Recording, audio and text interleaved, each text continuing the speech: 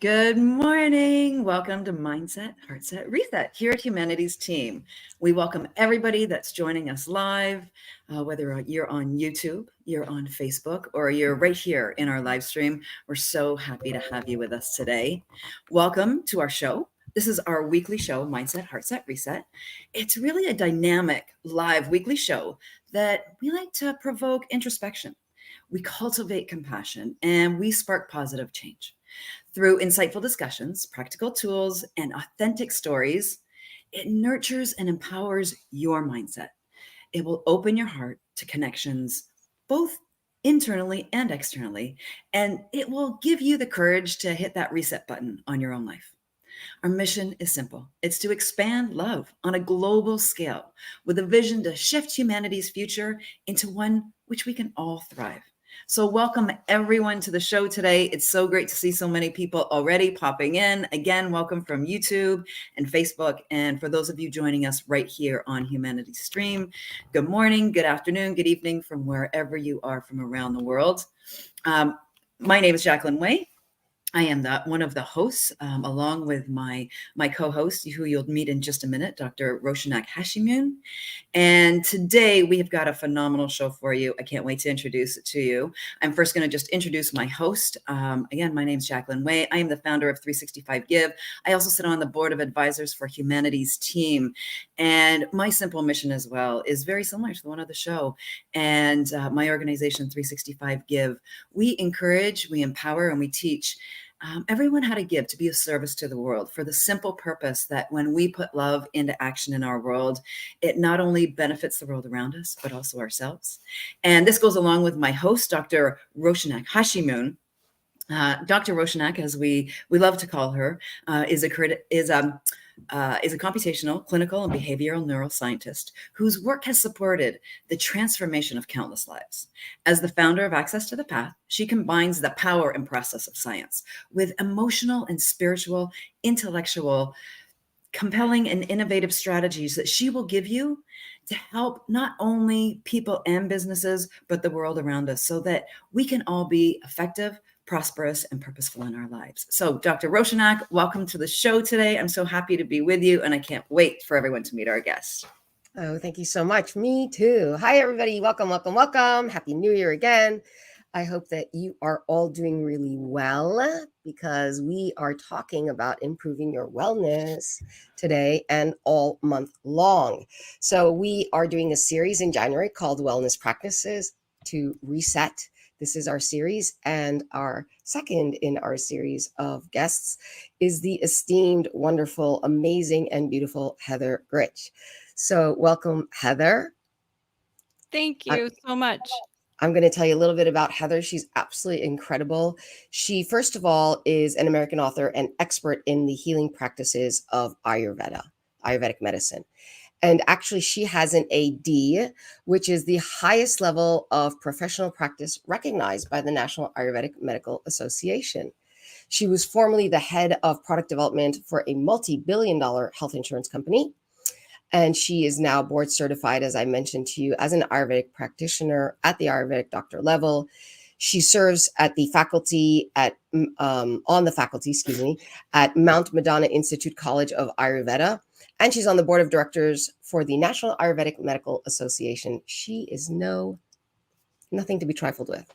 So you guys are in for a massive treat today. Her first book, The Ayurvedic Guide to Fertility, has sold thousands of copies worldwide, and her writings have been featured in Yoga Journal, Elephant Journal, and the Sunday Independent. She also has a podcast. Lucky you guys. You can follow her on Wisdom of the Body. That's the name of her podcast. And she holds an average rating of 5 stars on Apple Podcasts. So check it out. And I've actually been a guest on it like years ago. So I'm super excited about all of you now discovering Wisdom of the Body. So in addition to creating and helping her clients, Heather leads an organization leading an organization, Heather helps out her son at baseball practices. You can find her online at heathergryzch.com. So that's a little bit about our amazing guest. I would like to tell you a little bit more about the show today. Our show today is about how to stay healthy in a toxic world. So we know that the world has gone topsy-turvy for us. And we really want to address, each of us, how to stabilize ourselves, how to at least stay even, if not improve where we're at. And so as these insults come to us from the world, from environments, external and internal, our responses to those environments, and the way our own bodies respond to how we eat, how we sleep, and so on and so forth, then we really need to get some good strategies. And today, Heather is going to come up with proven strategies for us that will not only help us detoxify our bodies, but also create an enduring protection against the multifaceted challenges of this ever-changing world. And we're going to concentrate today on the holistic approach to health and well-being, really capitalizing on some of Heather's brilliance and talking about, and this is so important. I love when Heather and I were discussing a little bit before what we want to do for the show, the difference between context-aware practice and dogma. This is, you're probably sitting there going, what in the world is she talking about? Which is exactly why we're talking about it. And what we'll do is look at how what's on offer for us works for each of us individually as dynamic beings, dynamic human beings, dynamic individuals that are living in this environment that's also very dynamic. So we got a lot of things that are constantly changing. And if we are just unconsciously following what everyone is just repeating in the echo chamber as the right thing to do, then probably we are not optimizing, and maybe we're actually hurting ourselves instead of helping ourselves. So we get into these habits of doing what we've always done, and yet our bodies are always changing, and so is the environment. We're going to check in with how consciousness is going to help us with that, being consciously present, how ignorance is bliss, and to come out of that ignorance. We're going to look at how mindful decision making is going to optimize the efficacy of our wellness practice, and to see how one size fits all may not be fitting everyone. So we'll also look at the art of optimizing for seasonal changes. That's talking about just on the very surface, how the environment around us changes, if you have 4 seasons where you live or not, and ultimately helping you become resilient in this world. And ultimately, we're going to show you how to thrive. So there you go, Heather. I've just put a little bit out there on your plate. But before we start, I want to make a disclaimer that we are not doling out medical advice, that this is just for educational purposes or entertainment. But definitely, whatever you do before you start something new, go and see and consult with your physician. All right. Hey, Heather. Hey, How you doing? I'm good. I'm really great here. I will periodically be turning a light back on because part of this theme of toxicity is that I didn't buy into the whole planned obsolescence thing and buy like a new piece of technology every 2 years. So I have a funny contraption set up today that keeps malfunctioning with my light. Excellent. I think it's going to be perfect. It's going to bring light in the exact moments that it's needed, and bring the perfect light into the darkness that we all know we need. Thank you. So It's so great we're to be here with happy. you both. Thank you so much. And Well, thank you. it's a huge topic, and it can also be a little bit of like a depressing one, because when you think about toxicity, it gets depressing. Like anybody who works in the environmental sustainability field, it's like, how do I want to go on? I mean, there are people literally who say like, I don't want to have kids because I don't know if the world's going to be, okay for a kid to live in 25 years. So is the planet going to be so toxic? And that can get really heavy for people. Ironically, I have this neighbor of mine who was saying that for a while, and then literally all of a sudden a couple months ago she's like, I'm pregnant. I'm like, oh, you changed your mind. You just said, okay, it's okay. What changed? Is the world any less toxic? And I think back to when my father-in-law, who lived in London, and like he was super old, he a lot older than me. So he was, living in London in the 1920s and 30s. And they had the way that they heated their houses with coal, with lamps, from gas lamps, the sulfur dioxide that comes up. They literally called the fog their pea soup fog. Yeah. And so people, as long as there's been civilization, people have dealt with toxicity. And there have been large chemical spills places, very tragic ones. We've had Fukushima, leak radiation into seawater. There's the Great Pacific Garbage Patch today. And when you look back at the pictures of the beginning of the Industrial Revolution, it looked pretty nasty.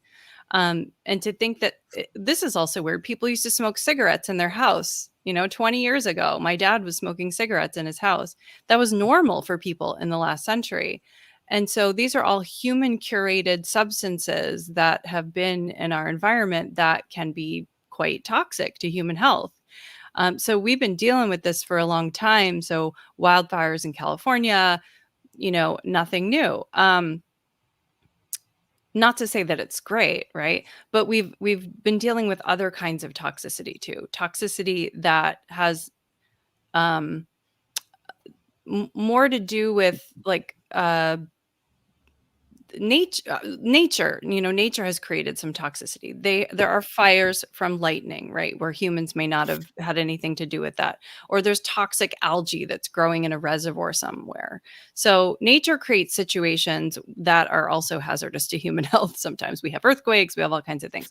So but we do know that human activities are affecting the environment. That's pretty clear. And yes, while we've always had and created toxic outputs from our lifestyles, there's a lot of them now. And there's so much industry developed and there's so much energy usage at this point and so many people, right? So who's going to save us from all this? Should we go to Mars? Well, before we get to Well, Mars, that has been said. hold that thought. Somebody is trying. Right, exactly. So that's not really No. an environment that's any more hospitable to us humans. It's So worse. Much less. okay. Yes. Yeah. So can we heal this planet and in the process heal ourselves? Mhm. Or do we heal the planet by healing ourselves? There we go. Beautiful. Right? Now you're Let's speaking start our with that. language. Let's start with that. Right there. Let's Thank start you with for the that beautiful healing. setup. I love that. Yeah, that Go was ahead, gorgeous. Jacqueline. Yeah. Well, Yeah. I really love, and I'll be the first to admit that I wish I knew more about your practice. I wish I knew more about the details of its origins, where it comes from, and helping us understand today why natural healing practices, what those powers are, and how we can start, implementing the life. But let's start with just like, tell us about your practice and why it's called, Ayurveda is called medicine. Can we even call it that? Because people have questioned that. Tell us more about it so people really understand where this started and how we can even possibly call it medicine. Yeah. So a lot of cultures have had traditional medicines. The medicine used to be practiced. Originally, it was people observing animals, plants in the wild, using their senses, smelling something, noticing something grew in a certain way. So originally, medicine was very observational, before we had synthetic drug development. And then when Ayurveda, which is a traditional medicine from India, which is what I practice, when that was being developed and documented and passed down orally, agricultural practices were also starting. So, you may have had medicine that was happening from foraging at one point, and then medicine goes into, okay, we can kind of control nature a little bit and we can grow our own plants and we can plan to treat people. And a lot of, so if your culture had agriculture, then you could have added that into the medicine as well to have the right plants at the right time. And humans have always been connected to the plants. And in fact, most of the drugs that we have today were originally developed from plants. Now, they're part of nature, and drugs are, part of what humans have made. And we can go into that later. But one of the things that has happened with medicine is that the relationship of the healer with the earth has been broken. So whereas some of my teachers, even that are alive today, they would grow the plants behind their house and they would dispense them right there. So that was all part of the the medical center. And there are a lot of centers like that in India where they have the herbs and they're dispensing them there and they're growing them there. So not removed. Now, in order to scale things, the amount of people that we have, things have changed the way that they've changed.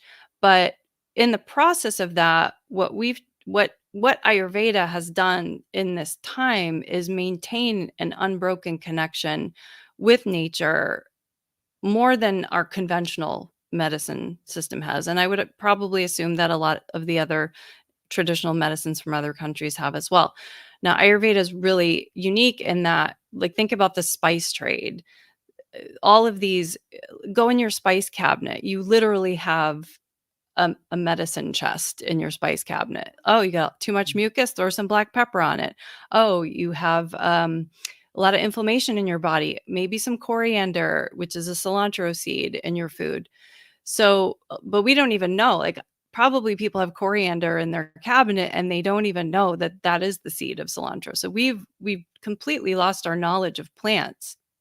And a lot of us, like, I live in North America. I wasn't taught about plants growing up. I mean, I grew up in the woods and stuff. We picked blueberries, but my parents didn't know anything about the plants that were growing there medicinally. My grandmother didn't know that. Maybe somebody deeper down in my lineage did, but at some point all that stuff got broken. So then, okay, could we turn to the Native Americans? Well, the Native Americans didn't really document things very well. You would think that would make sense because we live in North America. Let's learn from them. But they didn't really document very well. So a lot of us, when we were seeking this reconnection with the earth, we went to, Chinese medicine, Ayurvedic medicine, Tibetan medicine, maybe some curanderos in South America or Central America. And so in Ayurveda, we're really lucky because there are ancient texts that have been documented with the plants, with the diseases, with, how they utilize the plants, what happened to bodies in different seasons. And that's been carried forward. And it was all written in Sanskrit and beautifully in poems, actually. And they used to chant them. And they still do in the Ayurveda schools in India. They learn the medicine from these texts in chants. It's so, so beautiful. Yeah. And so it's an ancient practice, but it also needs to be something that's practical for day-to-day life, because most of us, we can't fly to India. We can't go live on an ashram. We have to go figure out, like, how do we implement this? I'd love to go live in an ashram. I wrestled with that personally. Like, oh, do I have like a normal life where I have kids, or do I go kind of go the monk path?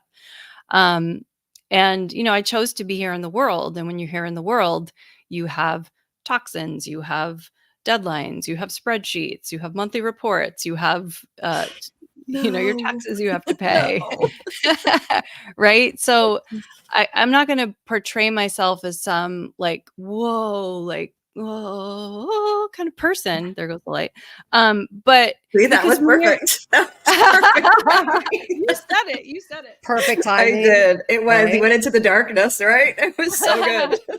I mean, and there are a lot of healers who really they're really deeply connected to the earth. And I can't say, I don't even have a garden at my house, but I still make it work. I still find time to go for a walk. I still learn about the plants. Yes, I have a lot of them in dried form in my house and somebody else is growing them somewhere. But one of the most fun things I love about my job as an Ayurvedic practitioner is teaching somebody else about how to use these plants as medicine, how to use food as medicine, how to use not just like some broccoli as medicine, which we all think is healthy, which for a lot of people, broccoli is healthy, but in the wrong body, broccoli's not going to be healthy. Okay. If you've got As really opposed to the blanket statement, broccoli's healthy, eat your broccoli. Very exactly. important. Yeah. And my teachers used to say, we would say, okay, somebody would raise their hand in class. Our school, Mount Madonna, used to fly teachers out from India to teach us because there weren't a lot of these teachers out here. And they used to fly the heads of, the top people in each area, like the top heart disease person, the top fertility person from India and Nepal, and they would fly them out to teach us. And we would sit there in class. We would say, is this healthy? Like, is cannabis healthy, or is wine okay? Or we would all raise our hands, and say, is this healthy? Is this okay? And the answer we always got was, it depends. That's a frustrating answer for somebody who just wants you to tell them what's right. But what is that thing within us that wants to know what's right? Why do we want to know what's right? And I don't know, it's kind of like a lazy way of being. Once I know what's right, I can turn off. I can go on autopilot. I can go watch Netflix. I can put my mind at ease. I've had a conclusion. I have a conclusion already. Right? Yeah. I love that. I absolutely love that. My dad was a medical doctor, and he got his degree in Iran, came to the US, got board certified here, and then got his specialty and his subspecialty. But he had, during his training, a book like this thick, filled with all the different herbs and plants and how they affect the body. So Wow. in his training as an MD, he learned all of that. And I know that there's so many of his patients, he understood the person as a whole back before it was, now in the Western world, trendy to be holistic in our well-being and our wellness. And he was a gastroenterologist. And so many of his patients, we have an unusual last name, of course. And so many of his patients would, if they saw me, heard my name, saw my name, would ask for him again, because they were so grateful, or they needed some kind of a follow-up, like many, many, many years later, because he passed away. Like, oh, I've been looking for Dr. Ashwin. Do you know him? Are you related to him? And the thing that my dad always noticed back before we knew about the gut-brain microbiome and things like that, and back when he was studying, when cardiology was, the heart is so mysterious, it turns out the heart's a pump, he thought the gut's really interesting. And he was right, because so much of what runs our system, from our moods and mental health to our sleep hygiene, to our sluggishness or sense of energy, etc., to our immune system, comes from the gut microbiome. And from what we think is just like this sac somewhere down in there where our stomach is, we think that whole area is our stomach. You eat, it goes in there, and magically then that's it. And the food becomes whatever's, it's nutritious for us. Not even thinking about how each of us, and over time, because we're changing so much, we are dynamic. What might be good for you when you're 10 might not be good for you when you're 20, might be good for you or not good for you when you're 30 or 40, or pregnant or single, or having hormonal changes, or in super stress, or you've gone to a different environment. Menopause. Let's talk menopause, everyone. Right? Right. Changes again. So, so there's just so much to and it's, and the reason that he, I think, was so successful at what he did is that he understood the role of the different stressors and insults that come into our lives as affecting our gut and our gut microbiome, and how we respond. So people had all these problems that they couldn't, and today even still, irritable bowel syndrome, etc. There's so many different ways in which our gut is hit or hurt, or we don't know what to do with it, and people suffer. And it has a lot to do with how we are feeding ourselves, both through our mouths, through the rest of our senses, and how we process things, sort of psychosocial, spiritually, really has an effect on the rest of our body, on whether or not your skin looks good or has a rash or whatever. And we don't see that correlation so easily, and certainly not a couple of decades ago even. So I love that Ayurveda brings us back into that sense of balance and considers all the different parts of us as full, whole human beings. So let me ask you this now, Heather. As we Mhm. optimize for health in a toxic world and thinking about all of this and the gifts of the earth, and we've talked also before about, we both know Kevin Martin, who was on our show in early November. And he and I, when we were talked also about how the Native Americans sort of were harmed because their spirituality came from their connection to the earth, and what they did to gain the knowledge that the earth gave to them, practically and spiritually, which was inseparable because it was also integrated. They really worked for that, and it was very fulfilling, and it brought them stability and health on every level, and were fulfilling gifts that they received, versus what ended up happening with alcohol, unfortunately, as the entrance of Westerners came in, who either unintentionally, through not understanding their way of life, their practices, their spirituality, would misunderstand it and create a different narrative in the best case scenario. And in the worst case scenario, would intentionally create sort of tropes and cartoonish narratives of what they were doing because they didn't understand it, or because they had some kind of malicious intent, either end of the spectrum. And so, then you end up getting empty gifts, like the mean spirit of alcohol that will give you an immediate gift, but then takes it away and leaves you bereft.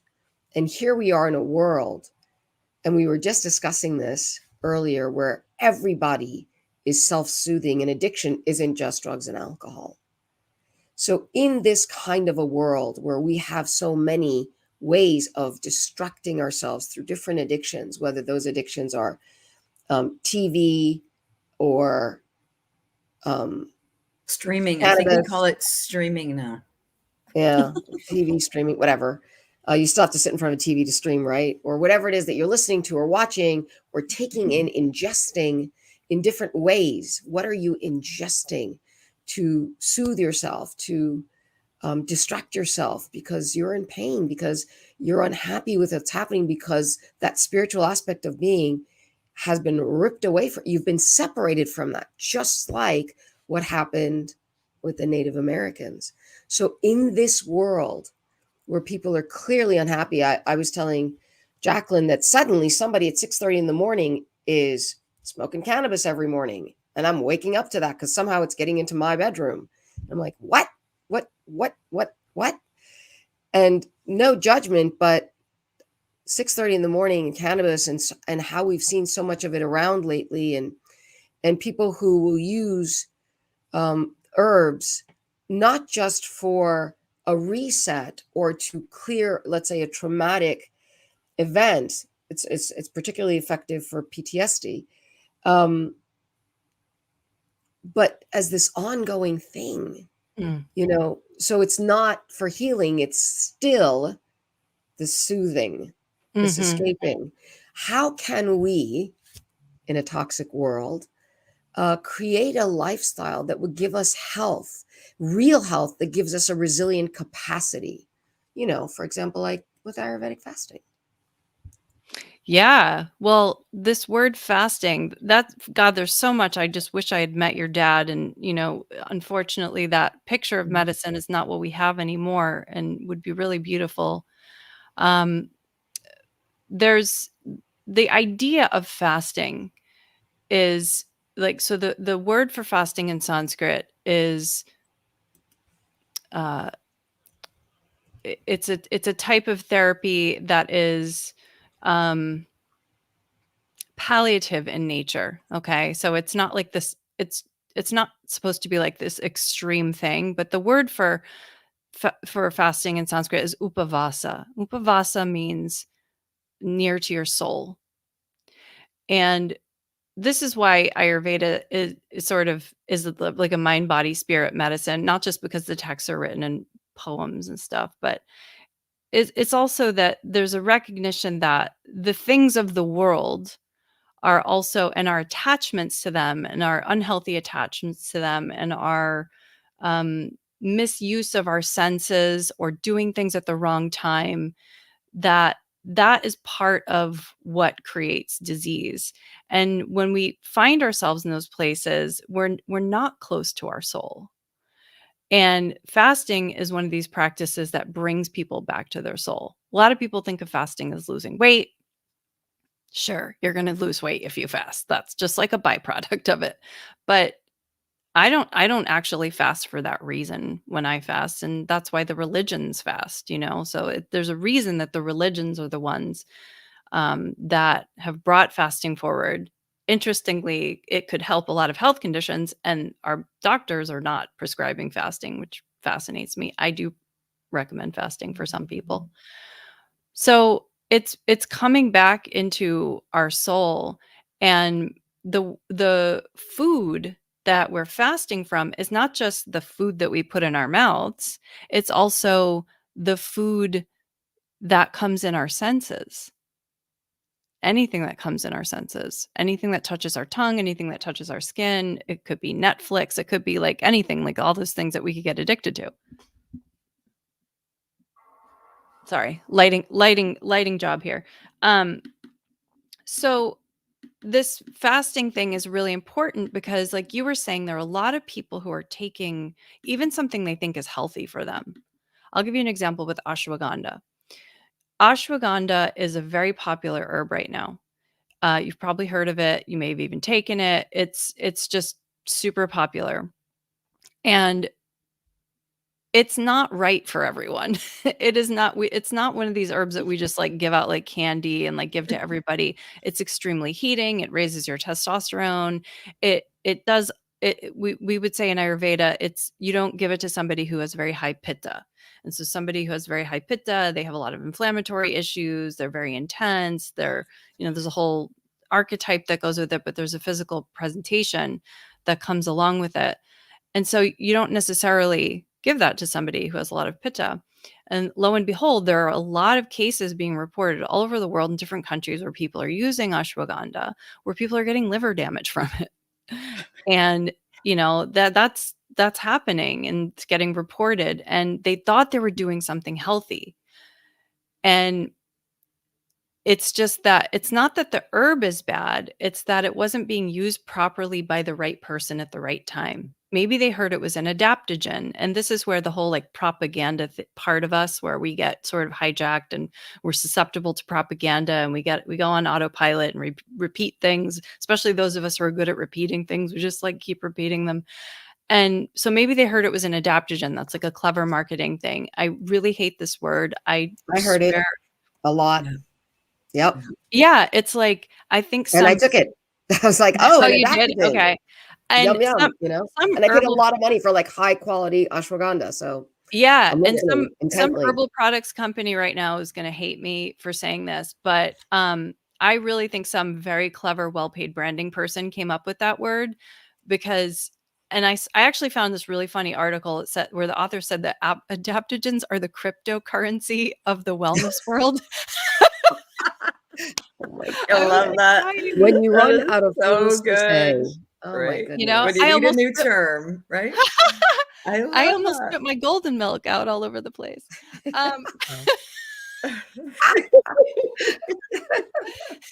But the author pointed out that like the adaptogens, the names all sound like cryptocurrencies, ashwagandha, eleuthero, but in traditional Ayurveda, we don't have a category of adaptogens. Like that category does not exist for us. And, substances don't like help you adapt to stress, mainly because stress is nebulous. There's so many different kinds of stress. There's physical stress, there's psychological stress. What's stressful for one person won't be stressful for another person. It has to do with what you're used to. It has to do with a whole bunch of different factors. It has to do with the density of your tissues. There's a lot going on. So these are all things that stress. Any stressor is something that requires us to come back to homeostasis. And there's something within us that has an intelligence that knows how to bring us back to homeostasis. I call it the wisdom of the body. Other people call it other things. It's like the good Voldemort, you know, he who cannot be named. You want to name it because it's a good thing, but you really don't have a word for it. Maybe you want to call it consciousness, because it's, you know, it's at play. It's always bringing us back. So that's kind of like my beef with adaptogens. The placebo is only going to get it, like, it's going to work if you believe that this thing is healthy. It's going to get you somewhere, but it's only going to get you so far. Now, does that believe that I don't believe herbs work? No, that's not true. On the contrary, I think they're very powerful, and I think that it's just a much more nuanced concept, and that a word like adaptogen allows for. But we love that word because it's easy. It's spoon-fed to us. It's like, boom, it's like all the propaganda, you know, like the Cool talking word. points and blah, blah, blah, All of it, right? you It's a know? cool word, right? Oh, adaptogen. I'm so high tech. Yeah. Yeah, and it does sound And in innovative the for health world. something, right? And we Mhm. do love technology, don't we? Yeah.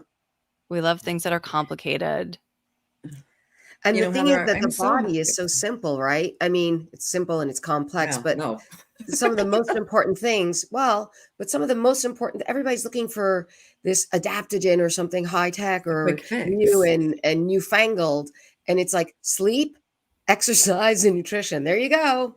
Yeah. Free. Yeah. Well, and And understanding, and Heather, I'm hearing this from you. It's really this understanding that none of our bodies are the same. You know, Yeah. we've talked about this often, but you know, we all have a different fingerprint, and within that fingerprint, that's our whole body. That's everything at a cellular level. It's based on how you were born, what you've been fed, you know, the things that you feed yourself now. You know, my body is probably very different because I was a smoker at one point. I'm not anymore, but I was at one point in my life. You know, so my body is very different than somebody else's body. And then all of the other things that we consume, as Dr. Oshanek, you said, both spiritually, mentally, consumption from media. I mean, it keeps going depending on where you live in the world. Like, it's really endless. And so when we look at ourselves individually, I am one of those people that was having the mushrooms, and I got my poor intestine, like my body was shutting down. I could barely even eat anymore because I was getting a reaction to them, which my naturopath ended up testing for me. And wow. I would have never have, it looked so good on the shelf. There was so many good things about it that I thought, yes. And I am very aware of my body, right? But I hear both of you saying this as well. It's this awareness that what's going to suit my body, I have to have that conscious awareness of. I have to deeply listen to everything that's happening within it, mentally, physically, spiritually, so that I can best understand what's going to work best for my body. Is that what we're really getting a lot from here? Yeah, absolutely. And Ayurveda has a framework for that, that sort Oh, I of, love that. you know, it can get a little cutesy when people first learn about it, because it people want to sort of like stereotype and typecast, and you know, we love things like the Enneagram. It kind of, when you first start learning about it, it kind of feels like that, like, oh, you're Vata, Pitta, or you're Kapha, and if you're Vata, you're really creative and you're changeable, and if you're Pitta, then you have, you know, very intense, and you're ambitious, and you get Is that angry a us? lot. Dr. And if you Roshanak? and then if you're Kapha, you're like really stable and everybody's friend and everyone wants to hug you and you don't change very easily. And okay, so these are kind of like the personality stereotypes of these doshas. This is what we're talking about. Mhm. Dosha means literally, though, that which can go out of balance. And what you were talking about earlier with your dad, you know, your dad probably was clued into the function of the body a little differently than a lot of other doctors. And you know, how things like mucus and blood and how these humoral aspects of the body mix. Like, we all know that when we feel sad, we cry. Well, guess what? There is a fluid that moves through your body. Um, and what happens in that physiological process? That's a physiological process. Crying, which is an emotional response, is a physiological process. And that's, for example, one of those, they call them vegas in Sanskrit, like these natural urges that your body does, and that when they happen, you're actually not supposed to interfere with them, because energy moving through. And once it starts, you got to let it pass. You don't want to block it. You don't want to trap it, because then it could kind of like go haywire and go in different directions, like blocking a dam. And then what happens? And things go in the wrong direction. So this bit about knowing ourselves, and it's knowing your blueprint, which we call prakriti, which is essentially, you might want to say it's your genetic code, perhaps, but it's different. It's like when you look at a person, you see that, oh, that person has really thin skin naturally, or that person has very thick hair naturally, and it takes 6 hours to dry, you know? I know you're laughing because that's you, right? And that's, yeah, and that's like that thick, robust kapha energy, which is very stable. And so we have a way, we can see we're all a little different from each other, but we don't necessarily have the words to use for that. And that matters when we're medicating ourselves. That matters when we're eating food, because if I have a body that's naturally cold and I eat foods that are cold in nature, cucumbers, sweet things, milk, especially cold milk, or ice cream. If I am a colder body type, which I am, and I start eating these cold things, ooh, that's going to slow things down. All of a sudden, I'm going to be thinking milk is bad. Right. I haven't, right. Oh, that's good. Yeah. Oh, but it's not that milk is bad. It's that milk is not right for my body right now. But in the summer, and I had a little like burning in my stomach, maybe it's okay then. Or maybe, so we use everything, every food, everything that touches your body can be as medicine. And what happens is, if we just keep doing something because we thought it was healthy or right, we lose our ability, our sensory connection. Because generally, when you touch these things that are not good for you, you should feel it. Something will feel off. But if you're too externally focused, or if your brain is overriding, saying, no, but this is healthy. Right, Jacqueline? Yum, yum. Oh, you should, the way I took this, it was like a creamy, warm latte form that I was taking this, and it was so good. I loved it. So yes, when I discovered that it was not working for my body at all, I was so disappointed. And it might be hard because you might not even know, is it the mushroom that was in it that was bad for you, or was it the creaminess, or was it the temperature? And this is where we have to and kind it of could be be like, any one of those things that were, combination of all of them. So I just took and them all out for now. yeah, and most of us don't study our bodies. Like, Yeah. and we don't. So one example is, people will say, oh, I'm allergic to this food. And also, how do you know you're allergic to this food? Oh, because I ate it and then I had diarrhea right after I ate it. And then I'll go, okay, well, how long is your transit time generally? Like, what's your normal transit time for a food? Like, when you eat something, how long does it actually take for you to poop it out? And I'll do this experiment with my clients. I have a way where I have them, observe it. And it's a lot longer than people think. So a lot of people are concluding that I ate this food at 2:00. At 4:00, I had diarrhea. They think it's that food that did it, but it's actually a food that they had the The day day before, before. or 6 hours before, or something like that, or some other factor, or emotional consideration as well. So, but you only learn this stuff if you study it, and you only study it if you turn the flashlight onto yourself, and that's your awareness.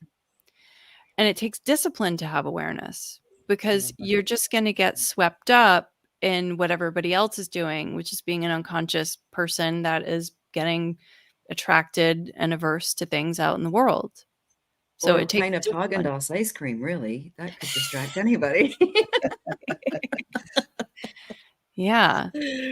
Well, You know, and I love that you're touching on all of, that was kind of our next questions. We're talking about the Pitta, the Veda, the Kapha, understanding the doshas in our bodies, because I think that alone, I mean, that's a whole show Dr. Roshnak on its own. I think just understanding Yeah, these absolutely. parts of ourselves, because I've certainly never really looked at that before. And as soon as you started talking about some of the, the personality traits or how it may show up and the coldness, all of a sudden I'm going, wow, that's a whole part of myself. As much as I think I'm very body aware, I recognize, I notice food as soon as it goes in my body. I work with a naturopath, all of those things. But then this is a whole side I've never even considered, which I love. So thank you for that introduction for all of us.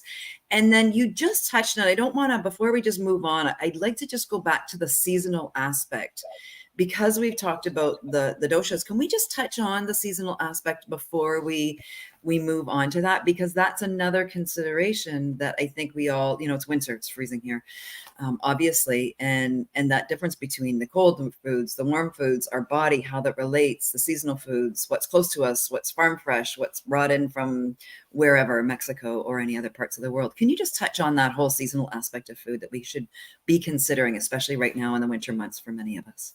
Yeah. So there are 3 causes of disease in Ayurveda, and one of them is called kala parinama. Kala is time. It's a word for time, and it's a word for season. And it's basically that there are transformations that happen through the seasons, and if we ignore them, then we're going to get disease. And so whether that's like you were talking earlier about the transition, the stage of life, right? That's like in a form of a season for us as well. And then there's spring and summer and light season when there's lots of sun, and dark season where there's lots of dark. There are wet seasons, there are dry seasons. So there are in all of those changes, they have their own qualities to them, right? So there may be dryness in fall in a lot of places where things start to get crispy and the leaves fall from their trees. And a lot of places have done something very intuitive with that. A lot of places will start feeding you, pumpkin spice things, because that's kind of a great counterbalance to that dryness. Pumpkin is moist, it's grounding, it's, often doled out with cinnamon, which is a warming herb, nutmeg, which is a warming herb, and also very good for reducing anxiety, better sleep. It's like a mild sedative. In large amounts, it is a hallucinogen, but in small amounts, it is a sedative. And so a lot of those warming herbs, and that's an example of where the culture itself is doing something intelligent, right? That's great that trend in that season is a thing, but you may also have an imbalance in your body that's different than everybody else around you because you were behaving so off like culture and general routine that like you shouldn't have that. So that's why you have to know yourself. But there are different things that are going to make certain imbalances easier in the seasons. You're going to get more dryness in certain seasons. You're going to get more sense of anxiety. So this is super fascinating. I haven't been turning the heat on in my house recently. I'm being very cheap. Sorry, I'm turning the light back on. This is so hilarious. So, and I will say that my son is getting more sick this winter. Mm. And I was like, wow, it's really, this cold thing is a big deal.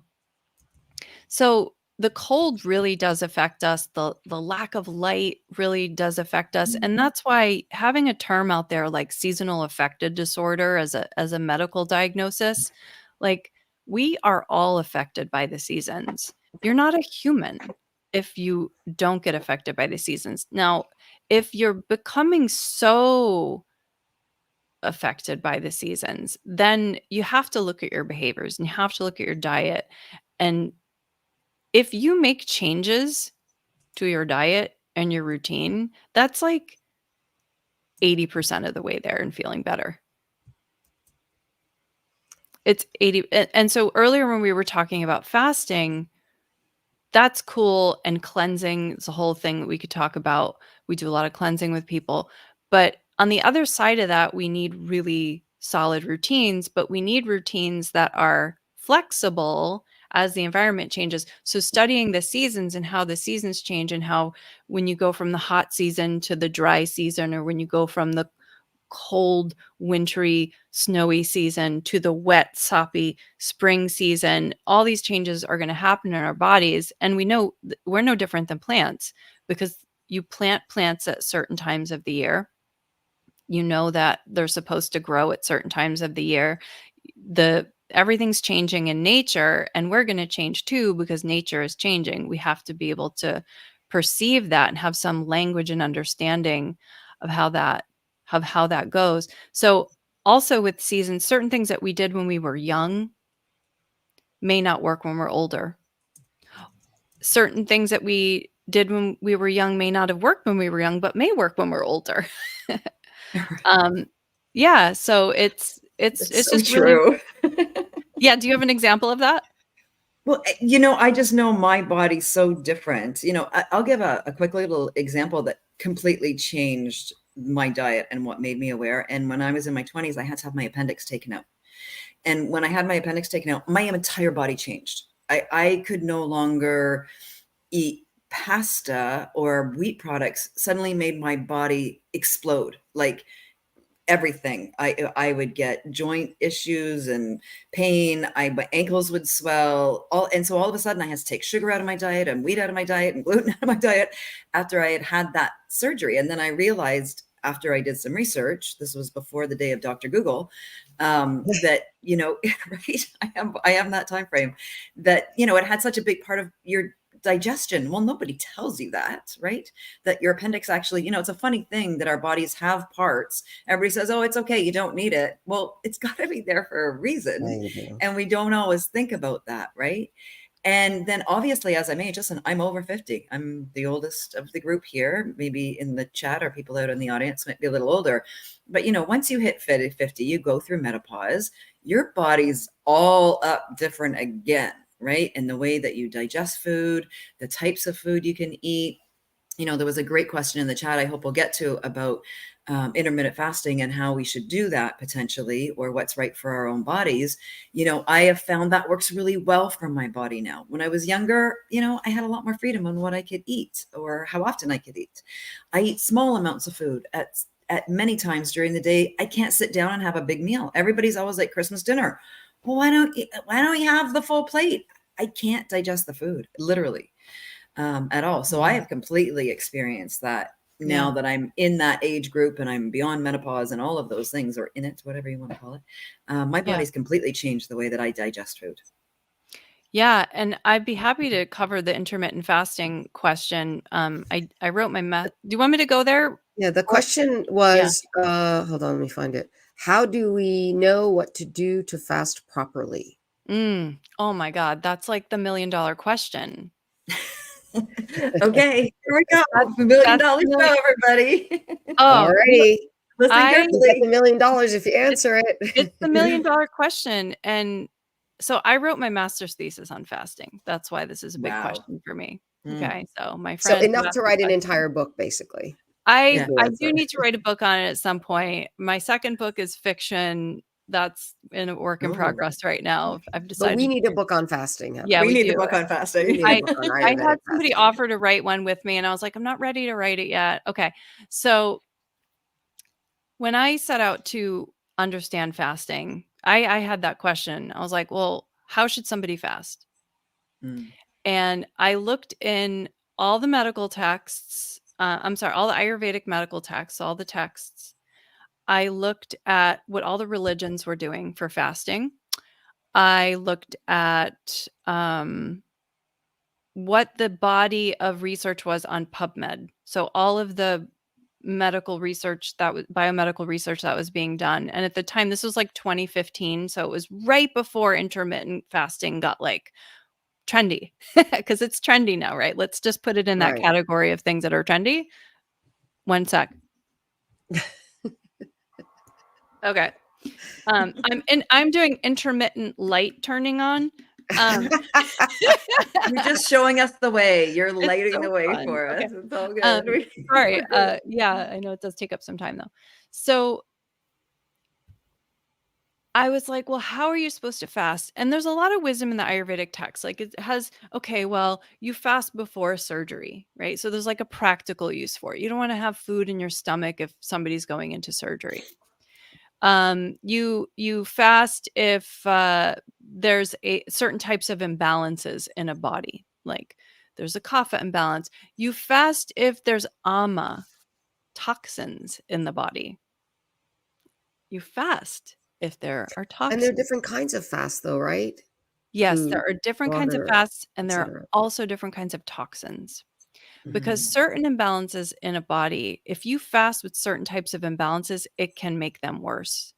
Very easy example. You have a vata imbalance. You have lots of dryness. Your joints are dry. There's lots of cracking and popping. You have anxiety. You can't sleep at night. These are some of the signs of a vata imbalance.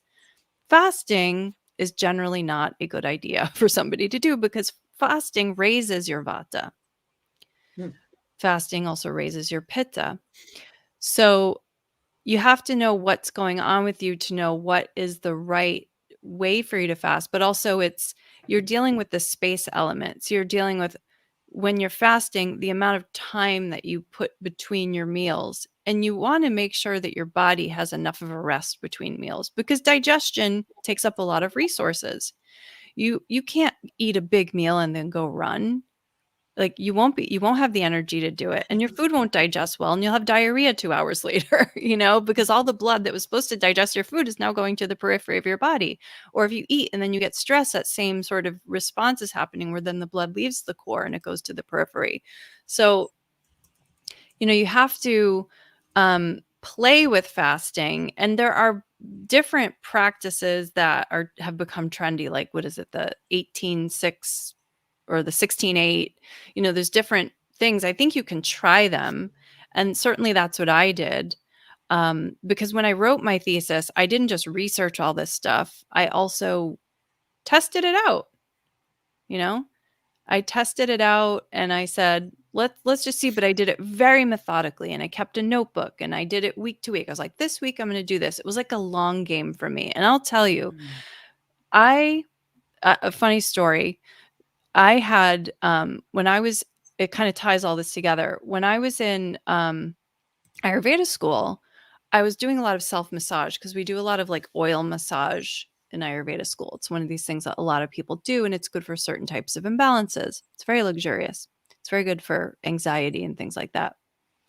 And I was feeling my arm, and I was like, ooh, under my arm kind of feels like a little orzo under my arm, a little lump. And I went to my doctor and I said, hey, I feel a little orzo under my arm. Can you feel this? And she feels it. She's like, oh, that's a lipoma. We don't do anything about that. I was like, what? I have a fatty tumor under my arm, and we're not going to do anything about this? So I ended up going to my Ayurvedic practitioner after that. And she's like, you need to stop oiling. Everything's getting clogged up. You have too much oil. So I was like, okay. But I was oiling because I heard that it was healthy, because I heard that it was good, and I just kept doing it. I did it every day for 3 years. Good. It felt good. I thought it was good for me, and it felt good, and I did it every day for 3 years. And here's my Ayurvedic doctor from Nepal, Dr. Sarita Shrestha, who I owe so much to. She's like, don't take things too far.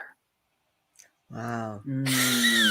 I was like, I did Wow. this to That's the myself. word of the day. Don't take things too far. That's a But whole chapter in a book This right is- there. But this is the miracle. I did my master's thesis on fasting, and suddenly I didn't think I was gonna be able to get rid of this thing. The doctor's like, we just leave those. We don't worry about those. I'm like, I got a tumor in my arm. I don't want that there. But I had nothing I could do to get rid of it other than what my practitioner told me to stop doing, which you remove the root cause. Yes, it does unwind, but sometimes it only unwinds a certain amount. Sometimes you do need some cleansing. And the fasting, I'm done with my fasting. I'm done with my thesis. 5 months later, after practicing fasting, the orzo's gone. The little orzo's gone. So, fasting can be very powerful for growth, for certain types of imbalances. So you want to know how to use it. I'd be happy if anybody wanted to meet and talk about it. I'd be happy to tell you if it's good for you. Or you can just try it in very small increments and be very methodical about it and see what happens. Yeah. So actually, how do we get in touch with you, Heather? Because we are getting close It's to, there already. if Yeah. not actually at I was the 1 hour literally just mark. lost. I was like, It wow. went so fast, It didn't went so it? We need a fast. whole another hour with you, for goodness sake. Yeah, everybody said that in the chat already, Heather. We need a whole show around that one. Oh, I love talking about this stuff. You know, I it's a big passion of mine. So heathergryzch.com, Heather And there it is GRZYCH.com. up on the screen It for is. those of you who Yeah. are watching. There we Yep. go. Can we do our final question, Dr. Roshanak? Oh man, I hate to end this amazing session here. Wow.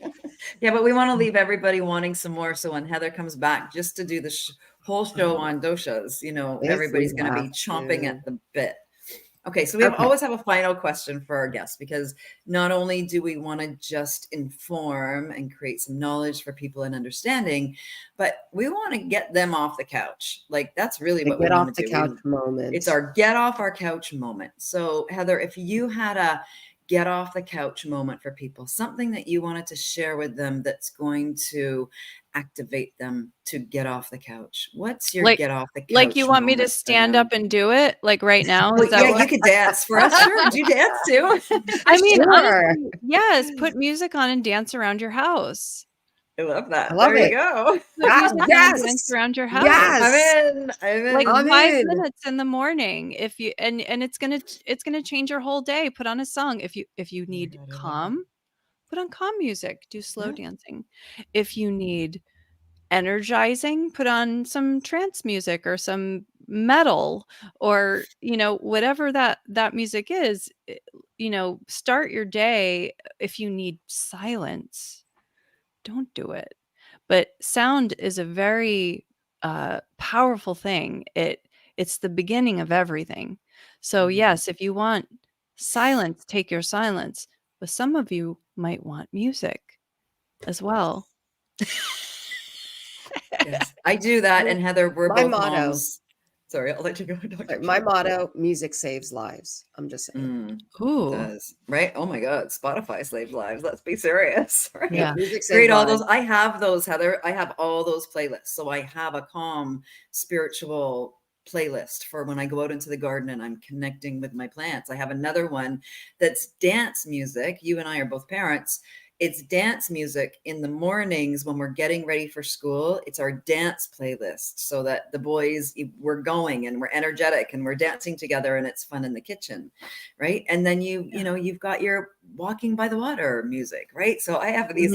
Spotify is amazing because it does that and then it generates more for you, right? Yeah. So if we're talking about, we talked about what we consume earlier, and I love that because that's where we can utilize these tools in our life, right? Where we can go, hey, give me more of what's going to feed my soul. And that's what kept coming up for me in this conversation today is how do I feed my soul in this? Feed it with food, feel it with energy, what I'm consuming. And you've made me consider all of that. So thank you so much today. And we're going to go have a dance party. Jacqueline, I think Mary wants your playlist. She's asking you to share. Oh, So- there you go. Okay. Well, There you you can look go. me up. I think they're public. You can probably look it up. It's one of them's a funny name. So I have another friend who has music piped through his homes, and he has it set up so that he wakes up every morning with spiritual music, this sort of energetic spiritual music, what would you call it? Spiritual pop or whatever it is that keeps, so for the moment that he wakes up, he eases into and is moving through the right space in the right way. And and it's automatic. It's on a timer. And also has a timer where every night at like 11 o'clock, the Wi-Fi shuts off, just shuts off. So if he really wants to, obviously he's got data, whatever, but everything gets shut off. Yeah. That's really beautiful. I do that with my the kids, infrastructure is set up for him to because I believe in setting up an infrastructure that allows us to succeed at whatever it is that we're doing. And if what we want is good wellness and well-being, then knowing what works for us, and this is what works for him, we set up things so that we're not constantly, and as a neuroscientist, I would say, using up our cognitive reserves to say, well, this is what I have to do, and this is what I have to do, and this is what I have to do. And I think what you were saying from the very beginning is that balance, of being present to whatever's happening, but we can set some things up so that we are moving, flowing in the direction that we know works best for us. And yet being present, of course, have full power to make the changes that we need to make as we need to make them. No? Absolutely. Yeah, for sure. And I loved both of your questions, by the way, and I loved the questions from the audience. So thank you so much for good, having Mel. me Thank today. I you. really, really, really loved all your questions. Thank you. And we'll Thank look you forward so much to for seeing that, joining as everyone us. has already requested. So thank you so much. And thank you everyone for joining us. For those of you out in YouTube or Facebook, and obviously in Humanity stream, thank you so much for joining us today. We're thrilled to have you all with us. Thank you for And the those chat. who are listening Conversation was afterwards. amazing. Yes, and of course, and for those of you listening to the recording afterwards. So thank you so much. We wish you a beautiful day on purpose. And before we run off, so first of all, thank you so much, Heather, for joining us. And we're very much hoping to get you back because, first of all, we could talk about so many more things and the audience is asking for it. So really appreciate you making the time to share your genius and your brilliance and your heart and your spirit with us. Really appreciate that. And helping us move along in our beautiful series for the month of January as everybody's, trying to get themselves reset, mindset, heartset, reset.